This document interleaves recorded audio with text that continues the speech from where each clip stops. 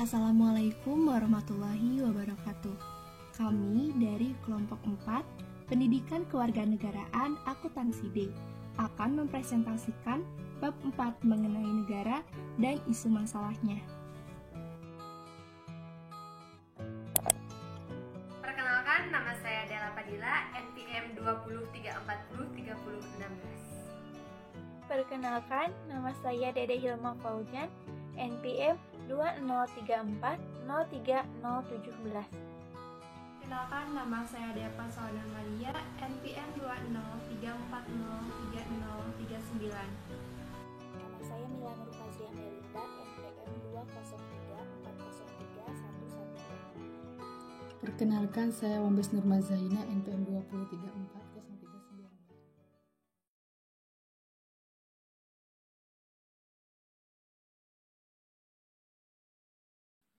Pengertian negara.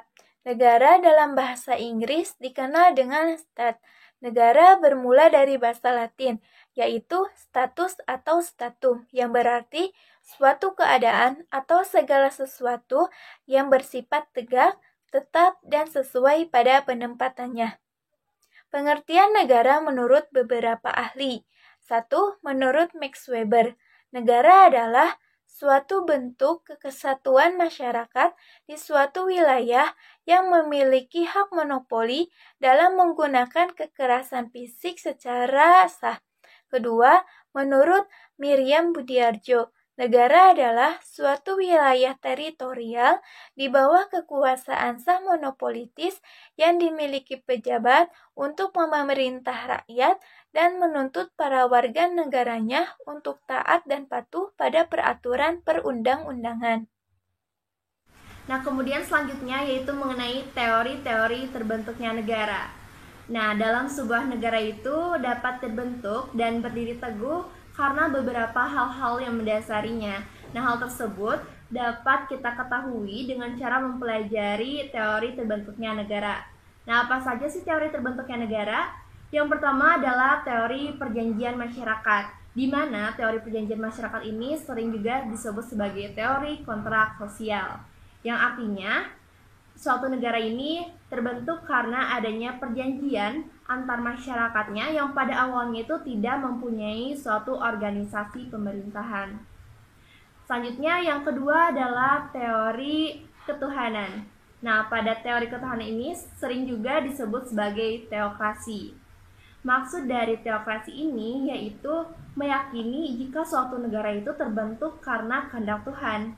Jadi, dapat disimpulkan pada teori ketuhanan ini meyakini jika terbentuknya suatu negara itu lebih karena kehendak Tuhan dibandingkan dengan adanya perjuangan maupun revolusi. Dan yang ketiga adalah teori kekuatan. Nah, pada teori kekuatan ini berpendapat bahwa kekuatan atau power itu menjadi sumber terbentuknya sebuah negara, di mana negara ini terbentuk dikarenakan adanya kompetisi kekuatan, di mana individu atau kelompok itu yang paling kuat itulah yang berhak membentuk sebuah negara. Dan yang keempat adalah teori organis. Nah, di teori organis ini tuh negara itu diibaratkan sebagai sebuah organisme makhluk hidup. Negara diibaratkan sebagai tulang belulang manusia, kemudian undang-undang sebagai pangkal syaratnya, pemimpin sebagai kepalanya, dan masyarakat diibaratkan sebagai daging dari makhluk hidup itu. Dan yang kelima adalah teori historis.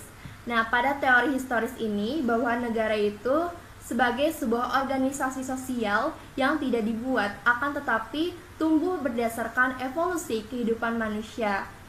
Dalam hukum evolusi, lembaga-lembaga sosial itu mendapatkan keniscayaan dan sangat bergantung pada kondisi, waktu, dan tempat di mana evolusi bergantung. Di sini saya akan memaparkan sebuah materi yaitu tentang unsur terbentuknya negara. Secara universal, unsur-unsur untuk membentuk sebuah negara dibedakan dalam dua unsur. Yang pertama, unsur bersifat konstitutif, merupakan unsur yang mutlak atau wajib terpenuhi ketika sebuah negara didirikan dan dibentuk. Yang kedua, unsur deklaratif, ialah hanya sebagai bentuk penerangan adanya sebuah negara. Unsur-unsur konstitutif terbentuknya negara meliputi beberapa komponen, di antaranya memiliki rakyat, wilayah, dan pemerintah. Unsur konstitutif ini sebagai syarat mutlak yang harus ada untuk mendirikan negara. Adapun unsur deklaratif terbentuknya negara, bahwa negara yang berdiri harus diakui oleh negara lain sebagai sebuah negara baik secara de facto maupun de jure. Sekarang kita terlebih dahulu paparkan unsur-unsur konstitutif terbentuknya negara. Yang pertama ada rakyat. Rakyat adalah salah satu yang harus dipenuhi dalam membentuk negara, ialah rakyat. Negara sebagai sebuah organisasi resmi haruslah memiliki anggota organisasi di dalamnya yang terdiri atas orang-orang yang ikut terlibat dalam kegiatan bernegara dan diberi nama warga negara. Seseorang yang bertempat tinggal di sebuah negara dapat dikatakan warga negara apabila memenuhi berbagai persyaratan yuridis dari negara tersebut. Orang yang tidak memenuhi persyaratan tersebut dinamakan orang asing ataupun warga negara asing. Yang kedua, wilayah. Wilayah merupakan bagian di muka bumi yang dijadikan tempat untuk melaksanakan roda organisasi negara oleh warga negara. Di dalam wilayah itulah warga negara dapat melaksanakan kegiatan dari segala aspek kehidupan, baik kehidupan berbangsa maupun bernegara sesuai prinsip kedaulatan yang dimilikinya. Wilayah mencakup daratan, lautan yang sesuai batas wilayah masing-masing. Yang ketiga, pemerintahan. Pemerintahan di sini dapat diartikan sebagai pemerintah yang memiliki kedaulatan, baik kedaulatan ke dalam maupun keluar untuk melaksanakan tugas dan kewenangannya dalam mengatur kepentingan warga negara dan tujuan negara. Pemerintah sangat diperlukan dalam berdirinya sebuah negara. Sistem pemerintahan yang diterapkan negara-negara di dunia antara lain pemerintahan yang menggunakan sistem parlementer dan sistem presidensial. Pada poin pertama, sistem pemerintahan parlementer. Dalam sistem pemerintahan ini, kekuasaan pemerintahan dijalankan oleh parlemen, yang artinya parlemen memegang peran penting dalam menjalankan pemerintahan dan memiliki kewenangan dalam pengangkatan seorang perdana menteri sebagai kepala pemerintah. Poin kedua, sistem pemerintahan presidensial. Pada sistem pemerintahan ini, presiden memegang kekuasaan sangat kuat karena bertugas sebagai kepala pemerintah dan memimpin kabinet. Yang ketiga, sistem pemerintahan campuran. Pada sistem pemerintahan campuran, pemerintah memiliki presiden yang memegang jabatan kepala negara, juga terdapat perdana menteri yang menjabat sekaligus kepala pemerintahan untuk memimpin kabinet, dan kabinet harus bertanggung jawab kepada parlemen. Kita lanjut ke materi selanjutnya, yaitu bentuk negara. Poin pertama, negara kesatuan. Negara kesatuan ialah negara yang susunannya bersifat tunggal atau negara yang tidak terdiri atas negara-negara bagian. Dalam negara kesatuan hanya terdapat satu pemerintahan pusat sebagai pemegang kekuasaan tertinggi dalam pemerintahan negara. Negara kesatuan disebut juga negara unitaris. Konsep negara kesatuan dibedakan dalam dua sistem, yaitu satu, negara kesatuan dengan sistem sentralisasi, yang mana merupakan konsep dasar bahwa pemerintah pusat mengelola secara langsung mengenai segala aspek kehidupan dalam sebuah negara. Yang kedua, negara kesatuan dengan sistem desentralisasi, ialah pemerintahan daerah diberikan kewenangan dan kekuasaan untuk mengelola dan mengatur wilayah daerahnya sesuai potensi dan karakteristik. Poin kedua, negara serikat atau federasi. Ialah merupakan negara yang di dalamnya terdiri atas beberapa negara bagian. Negara serikat memiliki konsep dasar, yaitu adanya pembagian kekuasaan dan kewenangan antara pemerintah negara serikat dengan unit federasi.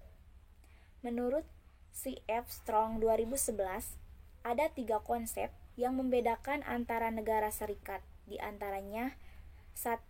Cara pembagian kekuasaan antara pemerintahan negara serikat dengan negara bagian, Yang kedua, bentuk otoritas untuk melindungi supremasi konstitusi yang berada di atas kekuasaan negara serikat dan kekuasaan negara-negara bagian apabila kemudian hari terjadi konflik antar negara federal dan bagian. Yang ketiga, dilihat dari cara perubahan konstitusi apabila dikehendaki perubahan dengan cara semacam itu. Mungkin saya cukupkan sekian materi dari saya, mohon maaf bila ada kesalahan. Selanjutnya akan dilanjutkan materi selanjutnya oleh teman saya. Sifat-sifat negara. Sifat-sifat sebuah negara diantaranya yaitu yang pertama, negara mempunyai sifat memaksa, yang dimana mempunyai arti negara memiliki kekuasaan dan kewenangan dalam menggunakan kekuasaan supaya peraturan yang dibuat dapat ditaati oleh berbagai aspek kenegaraan. Yang kedua yaitu adalah memiliki sifat monopoli. Maksudnya di mana negara memiliki kekuasaan dalam menggunakan sifat monopoli dalam penerapan atau tujuan negara untuk kepentingan rakyat. Dan yang ketiga adalah memiliki sifat mencakup semua. Artinya negara memiliki kekuasaan dan kewenangan dalam menggunakan seluruh kebijakan yang berlaku bagi semua orang tanpa terkecuali. Fungsi negara. Yang pertama, ada fungsi negara menurut John Locke, menjelaskan bahwa negara memiliki 3 fungsi. Di antaranya yang pertama yaitu ada fungsi legislatif yang berfungsi untuk membuat dan menetapkan peraturan. Yang kedua ada fungsi eksekutif yang berfungsi untuk melaksanakan peraturan. Yang ketiga ada fungsi federatif, berfungsi untuk melaksanakan urusan luar negeri, perang, serta damai. Fungsi negara yang kedua yaitu menurut Montesquieu mengemukakan bahwa negara memiliki fungsi yang dibagi menjadi 3 buah kekuasaan terpisah, yaitu diantaranya yang pertama ada fungsi legislatif, yaitu kekuasaan untuk membuat dan menetapkan undang-undang. Yang kedua ada fungsi eksekutif, yaitu kekuasaan untuk menjalankan undang-undang. Dan yang ketiga ada fungsi yudikatif, yaitu kekuasaan untuk mengadili pihak-pihak yang melanggar undang-undang. Poin yang ketujuh, Negara Kesatuan Republik Indonesia atau NKRI. Negara Kesatuan Republik Indonesia atau NKRI merupakan negara kesatuan yang bentuk pemerintahannya berbentuk republik dan pembagian kekuasaannya menggunakan sistem desentralisasi. Sebagaimana Pasal 1 Ayat 1 Undang-Undang Dasar Negara Republik Indonesia tahun 1945 menjelaskan bahwa Negara Kesatuan Republik Indonesia atau NKRI adalah negara kesatuan yang berbentuk republik. Tujuan Negara Kesatuan Republik Indonesia sesuai alinea 4 Pembukaan Undang-Undang Dasar Negara Republik Indonesia tahun 1945, yaitu melindungi segenap bangsa Indonesia dan seluruh tumpah darah Indonesia, memajukan kesejahteraan umum, mencerdaskan kehidupan bangsa, serta ikut melaksanakan ketertiban dunia yang berdasarkan kemerdekaan, perdamaian abadi, dan keadilan sosial. Sebagai negara kesatuan yang berbentuk republik, Indonesia memiliki fungsi antara lain, fungsi dalam pembentukan lembaga negara, fungsi dalam pembentukan undang-undang dasar, dan fungsi dalam penetapan APBN atau anggaran pendapatan dan belanja negara, fungsi negara dalam menyusun undang-undang dan peraturan perundang-undangan. Fungsi dalam pemeriksaan dan bertanggung jawab keuangan negara, fungsi dalam pertimbangan, fungsi dalam penyelenggaraan kemakmuran, fungsi dalam kehakiman, serta fungsi dalam perencanaan. Selanjutnya mengenai isu masalah. Isu masalah yang kelompok kami ambil yaitu mengenai pengusulan perubahan nama Provinsi Sumatera Barat menjadi Daerah Istimewa Minangkabau. Tujuan adanya wacana Sumatera Barat menjadi daerah istimewa ini yaitu mengembalikan kejayaan masyarakat Minangkabau menjadi makmur dan sentosa, sebagaimana tertuang dalam naskah akademik dan rancangan Undang-Undang Daerah Istimewa Minangkabau. Salah satu argumentasi yang mereka lontarkan yaitu terdapat dalam Undang-Undang 1945 Pasal 18B Ayat 1 yang berbunyi, negara mengakui dan menghormati satuan-satuan pemerintahan daerah yang bersifat khusus atau istimewa yang diatur dengan undang-undang. Dan dari hal tersebut muncullah perdebatan antara berbagai pihak yang mendukung maupun menolak. Alasan dari kelompok yang mendukung yaitu 1. Bahwa Undang-Undang Dasar 1945 mewadahi dalam pasal 18B ayat 1. 2. Berdasarkan ABS, SBK, atau adat Basandi, sarak-sarak Basandi Kitabullah. 3. Sumatera Barat pernah menjadi ibu kota PDRI. 4. Keistimewaan yang ada di Nagari. Kelima, pendiri Republik Indonesia mayoritas dari suku Minangkabau. Keenam, bisa membuat provinsi baru. Selain itu, ada juga para kelompok yang menolak wacana perubahan nama Provinsi Sumatera Barat menjadi Daerah Istimewa Minangkabau. Karena dengan alasan yang pertama, pengusulan daerah istimewa ini keinginan kelompok elit, bukan keinginan dari masyarakat Sumatera Barat. Yang kedua, tanpa daerah istimewa Minangkabau pun, akad Basandi Syarak Basandi Kitabullah bisa diwujudkan. Yang ketiga, Aceh, Yogyakarta, dan Papua memiliki kelebihan yang tidak bisa disamakan dengan Sumatera Barat. Alasan yang keempat, Sumatera Barat dapat dibangun melalui Undang-Undang Desa dan Nagari.